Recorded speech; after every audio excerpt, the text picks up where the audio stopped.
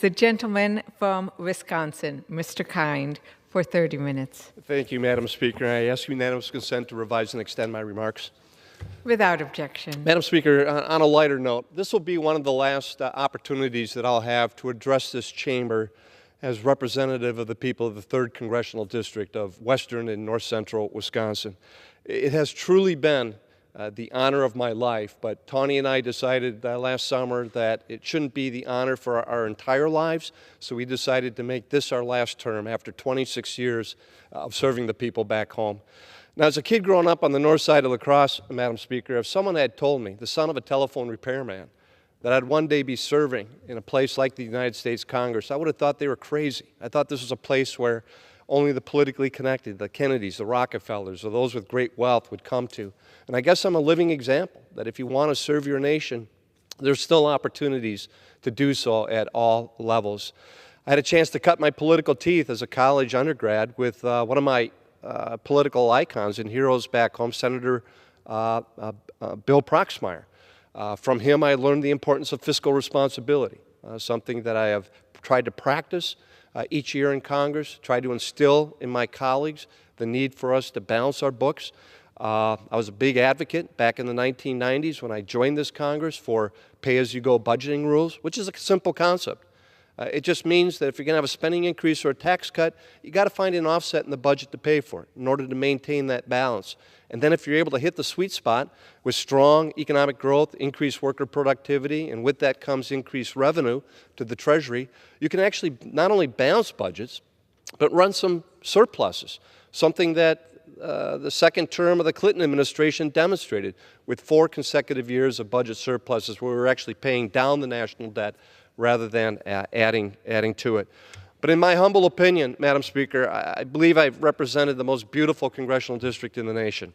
Throughout western Wisconsin and an area called the Driftless area where the glaciers mist, we have such beautiful natural resources.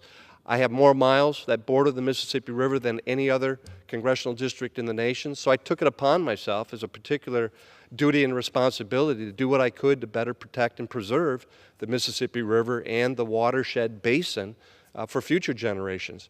And it's a huge source of tourism, of outdoor recreation, and commercial navigation, which is vital to the economy and the quality of life in the upper Midwest.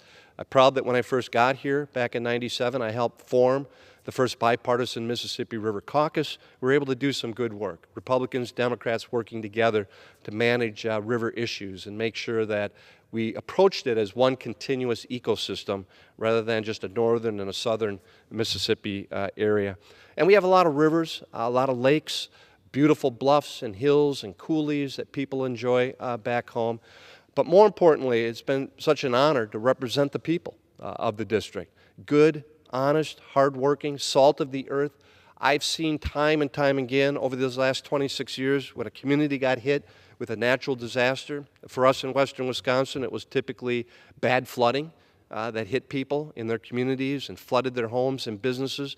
I saw people rally, and there weren't labels. It wasn't Republicans or Democrats or independents or whatever. It was just, hey, we need to help our neighbor and get through this. And it was demonstrated time and time again. And I also saw through the years how communities rally for our fallen heroes on the battlefield.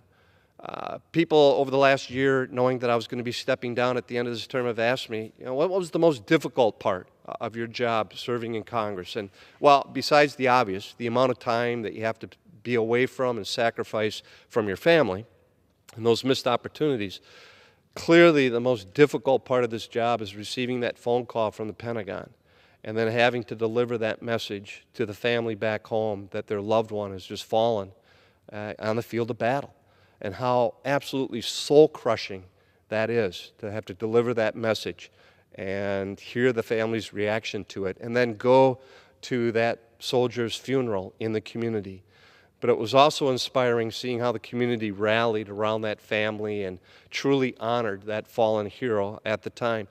27 of them, unfortunately, in my congressional district alone from the deployments in Iraq and Afghanistan. But on the other hand, people have asked me, what's been one of my prouder accomplishments as a member of Congress? And I tell them it wasn't anything particular that I did, or a piece of legislation that I may have drafted in past, or some type of project back home that I was able to help complete. It was more the opportunity I had as a member of Congress and representing the people back home to go and travel and be with our troops in the field and seeing what our fine young men and women in uniform do for us each and every day.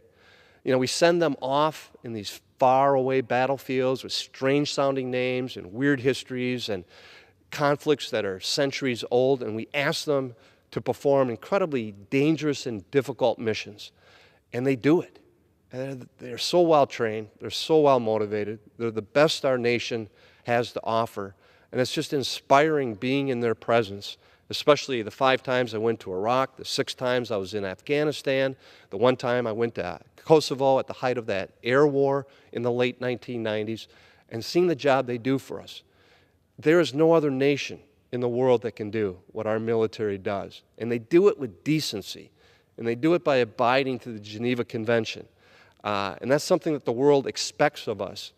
And we have well-trained and well-motivated men and women on our behalf, securing our freedom and our liberties, but also advancing the cause of peace throughout the world.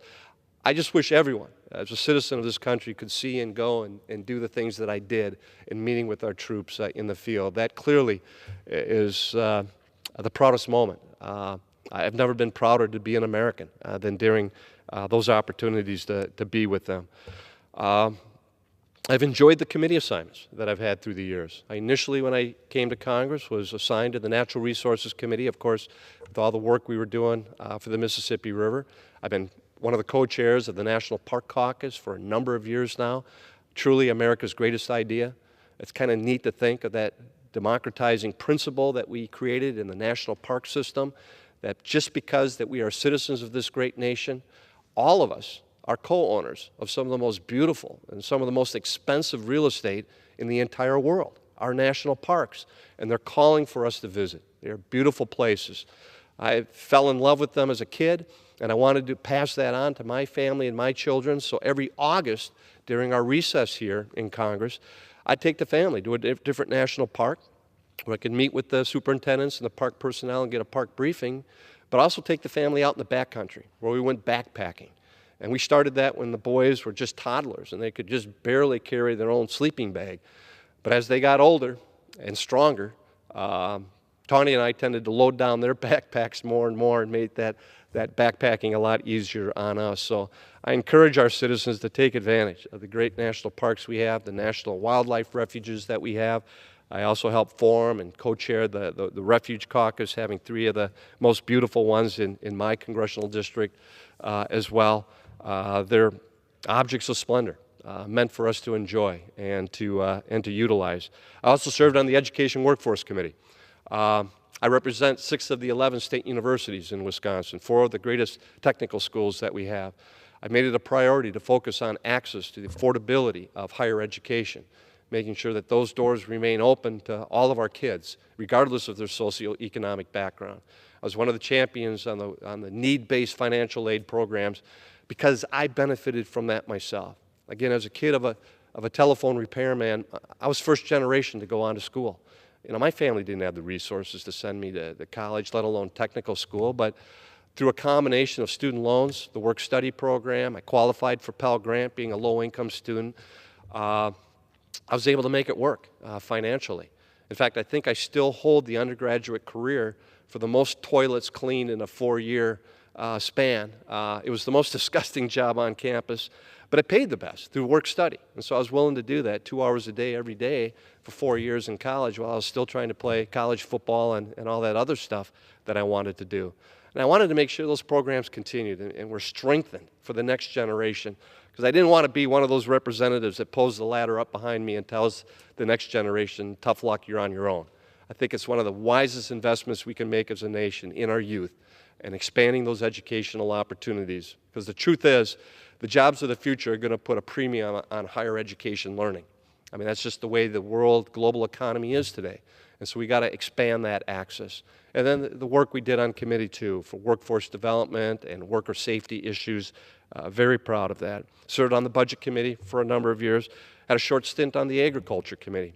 I was one of the leading voices on Farm Bill reform. I tried to move away from these huge taxpayer subsidies that were going to a few but very large agribusinesses, very much to the expense of our family farmers. I've been proud to be able to represent a large rural area in Wisconsin where farming, family farming, is a key component of our economy. Wisconsin, the dairy state, cheese, everyone's kind of familiar with that, and we wear that label proudly. And it's been really neat throughout the years to go out on the family farms and visit with those farm families and seeing the incredible work they do for us to enable our food security. You know, something that we as Americans kind of take for granted, and yet we shouldn't, because farming is tough. The ups and downs with commodity prices, the expenses, the fixed costs that they face. The last year or so has been particularly difficult with the increase in fuel and fertilizer that they have, not without a corresponding increase in commodity prices. It's a hard business, especially if you're a dairy farmer, because that's 24/7. Cows have to be milked every day. You don't have the luxury of being able to step away for a few days at a time. And there are challenges that I tried to understand and tried to address in my role as representative of one of the larger dairy producing districts in the nation. But I especially enjoyed my time as a member of the Ways and Means Committee over the last 16 years. It's the only committee that's constitutionally mandated, and in the early years of our republic, it was the only committee that Congress had, and then finally it was starting to get piecemealed and torn apart and that, but we still have incredible jurisdiction over most of the economic issues, obviously the tax code, trade policy, Social Security, Medicare, healthcare policy, and it's been fun, working in that committee and working with my colleagues to try to develop good policy that makes sense for our country. The work I especially focused on healthcare reform, trying to implement a value-based system so that we're actually paying for the quality of care that's given to us and not the volume of care, and not the tests and procedures and things that are done to us without any results, but making sure that we're getting value out of the dollars that are spent. And I still believe that's going to be one of the keys to healthcare reform in our country, is moving to that value, that quality-based outcome system that we need. And I benefited from having some of the best healthcare providers in the world operating in my congressional district, from the Gundersen Health System, the Mayo Health System. I think I still have more Mayo doctors in my congressional district throughout western Wisconsin than they even do in Minnesota or other places in the country. The Marshfields and the Auroras and the Theta Cares. We're very lucky in the state of Wisconsin to have such quality providers. But clearly healthcare is still too expensive, and we need to continue to think creatively on how we can bring those costs down and make sure that it is accessible for all of our citizens. I was proud in being able to create the Veterans History Project.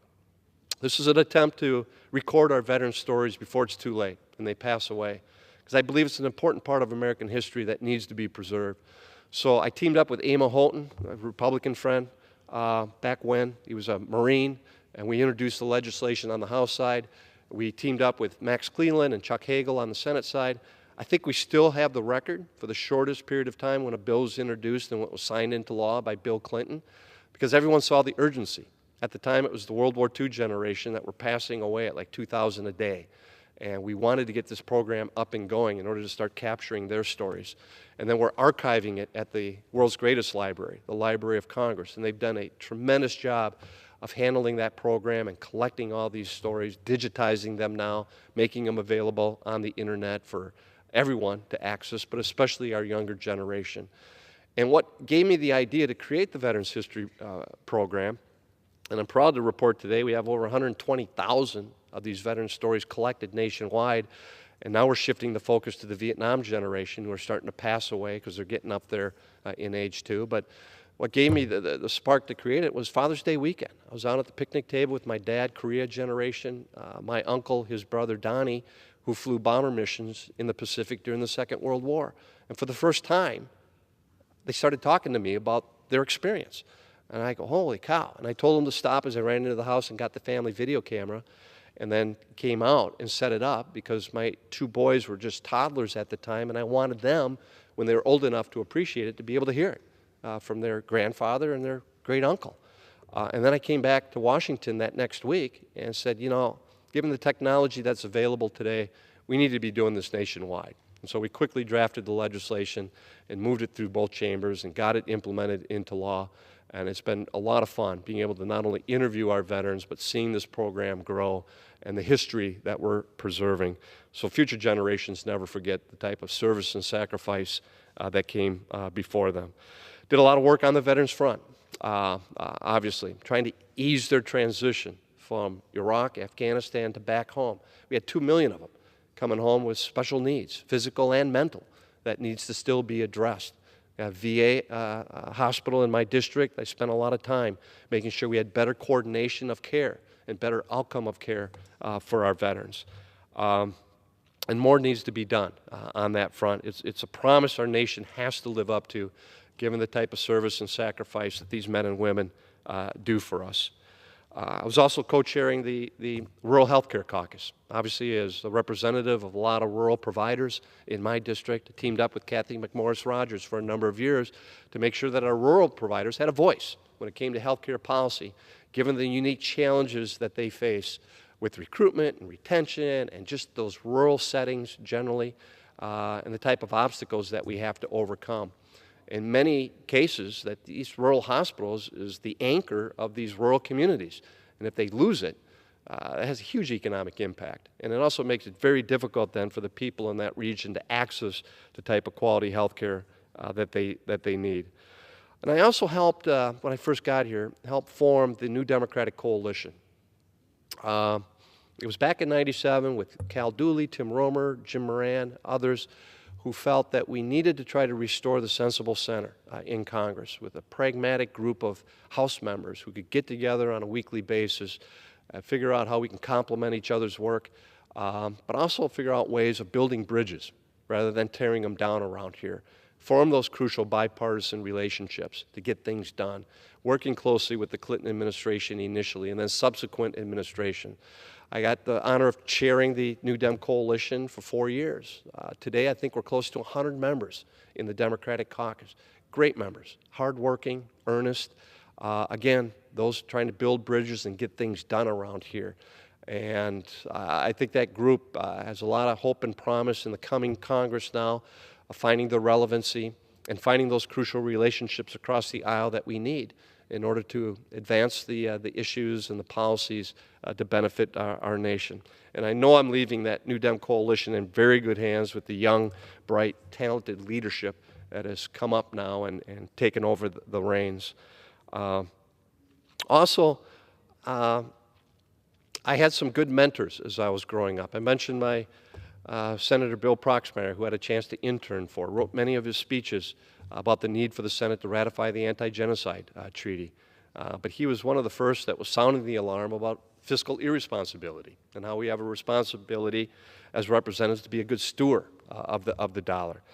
And also Senator Gaylord Nelson from Wisconsin, one of my heroes, one of the great conservationists of all time, not just in Congress, but for the country and for the world. Here's a guy that grew up in a 400-person town called Clear Lake, and later became governor of Wisconsin, senator from Wisconsin, and the father of Earth Day, a day that we commemorate every year about the need to protect our vital, precious natural resources across the globe, celebrated in 144 nations today. It's a great story of how one person can make a difference, especially a small-town kid from northern Wisconsin, and the impact that he left behind with his legacy. And so, obviously, you can't do all this. This job is too big for one individual. And everyone here, all of my colleagues know the truth in this statement, that you're only as good as the people you surround yourself with. And I've been so blessed and so lucky throughout the years to have the best staff that any member could hope for, whether it was here in Washington or back home in my district offices. These are incredible individuals, typically young, hardworking, smart, just trying to do the best they can in servicing people back home, whether it's the legislation that we worked on together here, the casework that my district office staff members would do. Nothing brought me greater joy than traveling around the congressional district, having people come up and say, "Ron, I got to thank you in your office because of what you did for me," or a family member, whether it was a veterans issue or a lost Social Security check or some farm program that a family farmer was trying to access. I mean, the list goes on and on and on. And I give all the credit and all the laurels to my staff for the job that they did throughout the years. I had wonderful chiefs of staff, from Cindy and Eric, Travis, Mike, Hannah, Alex, who ran a tight ship and just created a great atmosphere for all of us to work in. They were true partners through all this. Two wonderful district directors back home, Lauren Cannonberg, who I recruited as a principal out of a Catholic high school to be my district office manager way back when, and then later Carrie Jacqueline, being able to manage those offices and the outreach that we ask our staff to do and to report back to us so that we stay in constant touch and communication if we're not out on the road ourselves, meeting with people back in the community. The committee staff is just tremendous. The work that they put in, how helpful they are to us as individual members, but also to our staff people. The people we have serving here on the floor. I mean, they're the ones that are behind the scenes, but they try to bring some function to the dysfunction that occurs too often in this place. And we couldn't do it without them. And kind of the seamless energy that they bring to making the trains run on time and just doing the basics for us to be able to do our job. We have an official reporter right now taking down my words. They never get to say a word when they're here, but I know how important their job is as the guardian of the public record. And somehow they do it so well, even when we're yelling over each other and heated debates and trying to get all that down. It's not an easy job. And I know this personally because my wife is an official court reporter for a judge back home, and I know the type of skill that it takes to perform these duties, and I just want to thank them for their service to our nation. And the Capitol Hill Police. Obviously, January 6th is going to go down as a dark mark in American history, and it was our Capitol Hill Police that was the true vanguard of making sure that it didn't get uglier or deadlier than it did that day. And, I mentioned these kind of the ancillary personnel that makes Capitol Hill run because through the years, and for me, 26 years, you get to know these people as individuals and as human beings and develop those friendships, and it's something that I will truly miss. Bob and Rose in our cloakroom that keeps us so well informed of what's happening all the time, what the schedule is, and what we should anticipate. Those type of relationships you're never gonna forget. I also benefited throughout the years in one of those competitive swing districts, and I love the fact that my district was 50-50. We have too few of those districts today with gerrymandering, where it's overwhelmingly Republican or overwhelmingly Democrat. That wasn't the case in my district. My district throughout the years has always been about one-third, one-third, one-third in registration.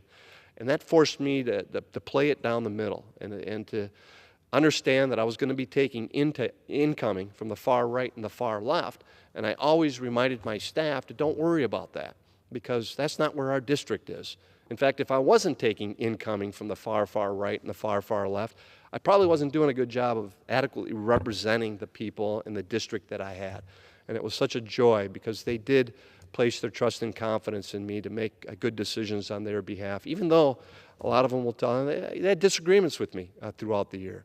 But I think they saw the hard work we put in and the honesty and the civility that I tried to bring to this job. And it's just a great congressional district to represent. But I couldn't have gotten here without the help of my campaign staff and campaign managers throughout the years, to the staff, the field work, the volunteers, the supporters, the friends, people like Wally Capper, Paul Barkla, Bob Welsh, Nancy Johnson, Vicki Burke, Margaret Wood.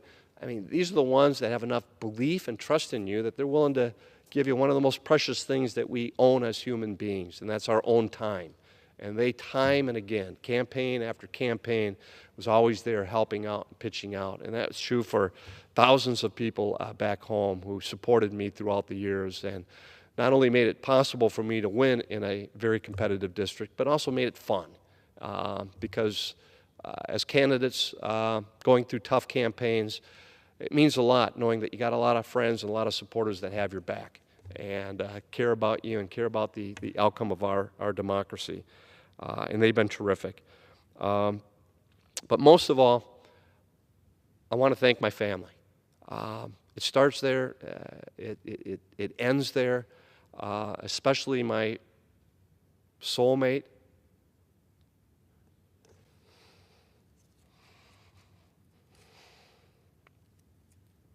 and my partner in all this, my wife, Tawny. I don't know how she did it. When we first ran, our first son, Johnny, was born just a few days before our primary. In the midst of that chaos, your first congressional campaign, with everything swirling around, and suddenly we have a little boy in our arms. And boy, you talk about a life moment that just brings it down to the basics. And at that point, when he was delivered, nothing else mattered. We win, we lose, it didn't matter. We had this beautiful little boy in our arms now, and he was such a stabilizing force. And then 2 years later came Matt. And how she did it all those years with me running back and forth every weekend, back to the district, coming out here for my duties in Washington. I'm home representing a 19-county, large rural area, constantly on the road, getting out into the communities that I represent. So most of this fell on her to raise two beautiful sons who are doing incredible things right now. And she and I couldn't be more proud of Johnny and Matt. They were born into this racket. I mean, it's kind of weird for them knowing that Dad's stepping down, because this life of me serving in Congress is all they've known. In fact, for a while, when they were little guys and Tawny would drop me off at the airport, they literally thought my job was getting on a plane and flying overhead all week and then landing, because they'd come and pick me up then. And every time they saw a plane go by, oh, there's Daddy. And then they started tuning into C-SPAN and seeing me engaged in debates on the floor. And they go, wait a minute, what's going on here? And they started figuring it out. And I couldn't have done it without Tawny's support, partnership, and the kids. And there's so many times I had to be away from them, but there were also fun family events we could do too in the course of my duties, from parades. We lost count at about 1,500, and I started losing the boys when they became teenagers after about 1,200 parades that they did. But county fairs that they'd go along with me, the great dairy breakfasts that we have back home in Wisconsin during the summertime, where we visit dairy families, have a great breakfast, community event, everyone coming together. So there were a lot of fun, enjoyable things that we could do as a family that overlapped with my official duties, and they never complained. Even though it probably would have been more fun for them to be doing something else or hanging out with their friends. And now I'm proud to say that Johnny, after playing college football, is with an engineering firm in La Crosse doing great work there. Couldn't be prouder. And our son Matt, after graduating Harvard, immediately signed up for officer candidate school at Quantico, and now he's an infantry commander for the Marines at Camp Lejeune.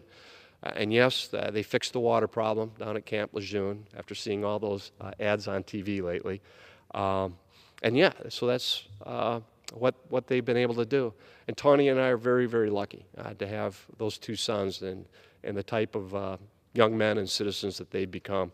And I'd also be remiss if I also didn't mention our quote-unquote third son, who we didn't adopt, but Oscar. He's an exchange student who came and lived with us throughout his high school years, going to school with our boys, went to Madison, UW, working at Epic now, applying to med school. He's from Luoyang, China, just a great kid. And he's home for the holidays with us and does family vacations with us and goes backpacking with us, and that's been a lot of fun too. So it's been quite the ride. And obviously, many, many people made this happen. And I feel very blessed and very fortunate by having the opportunity to be able to represent such a neat, beautiful area with some great people and families back home in Wisconsin.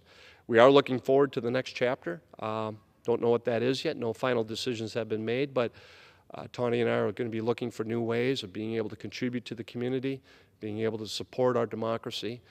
And as I leave here today, just a note of caution. The type of polarization that we're experiencing right now in this country, the hyper-partisanship, it's not healthy. The key to the survival of any democracy is the ability to compromise. It's the give and take. It's being able to reach out across the aisle, my good friend Dave Schweikart, who's on the Ways and Means Committee with us, and find some issues that we can work on together and try to advance in that. That's the only way this place is going to survive. It's the only way our country and democracy is going to be able to survive. And unfortunately, in recent years, people getting involved in politics are looking at the other side, not as reasonable people that you can disagree with and have heated debates about the best course of action for the future of our country, but the enemy that needs to be destroyed. And these campaigns are getting uglier, and they're getting nastier, and the division is growing. and it's leading to an events like we had here on Capitol Hill on January 6th. This can't continue. One of my prouder achievements that I tell people back home is I've been consistently ranked as one of the most bipartisan members of Congress through the surveys that are taken, the bills I introduce, the legislation we advance, who I'm working with across the aisle. And I wear that as a badge of honor, not as something to be ashamed of or run away from. But too many of my colleagues now fear that if they're seen working with a Democrat or working with a Republican, someone on the other side, that would be the kiss of death for them in their primary back home. That's not the way this place is set up to function. And we've got to figure out a way to fight through this bad era of American politics and remind ourselves that ultimately, at the end of the day, we are all Americans with a commonality that can't separate us. We cannot be enemies. We need to find a way forward of healing the division and the partisanship that's poisoned our politics and the alternate realities that are being created today through many different mediums. Because if you don't have that basic commonality of what the facts and what the truth are, there's no way you're going to be able to reach agreement on some of the tough issues facing our country. I mean, the separation, the gulf will be too great. So I didn't mean to lecture my colleagues here or future representatives to this place, but it's an issue that we have to stay focused on. So, Madam Speaker, I appreciate the recognition and the honor of being able to address this chamber for one of my last times and to thank ultimately the people in the 3rd Congressional District for the trust and the responsibility that they've placed in me these past 26 years. And I yield back my time.